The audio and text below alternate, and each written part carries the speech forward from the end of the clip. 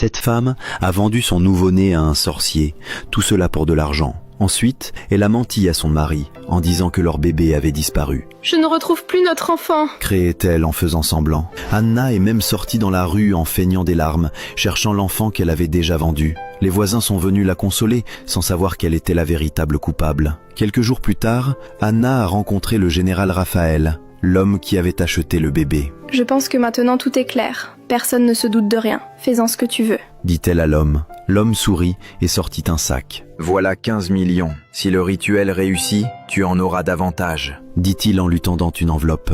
On peut continuer à travailler ensemble et faire encore des affaires. Anna prit l'argent et rentra chez elle, heureuse. C'était la première fois qu'elle recevait une somme aussi importante en liquide. Mais, chose choquante, après la disparition de l'enfant, Anna commença à acheter des vêtements neufs et beaucoup de choses, tandis que son mari restait plongé dans le chagrin. Les gens s'étonnaient de voir cette femme qui, quelques jours plus tôt, pleurait encore l'enfant perdu, exhiber désormais son argent. Plus tard, Anna retomba enceinte et donna naissance à un autre enfant. Mais elle reçut l'appel du général qui demanda « Tu comptes aussi vendre ce nouveau-né ? On peut faire une autre affaire. » Anna allait répondre quand son mari entra. Alors, elle raccrocha précipitamment. « Oh, chérie, tu es rentrée. Notre bébé va très bien. » dit-elle en faisant comme si de rien n'était. Mais cette nuit-là, elle pensa à revendre l'enfant au général, car cette somme était trop tentante pour être manquée. Alors elle prit son téléphone, se cacha dans un coin discret de la maison, appela le général et lui dit « D'accord, je vends aussi celui-ci.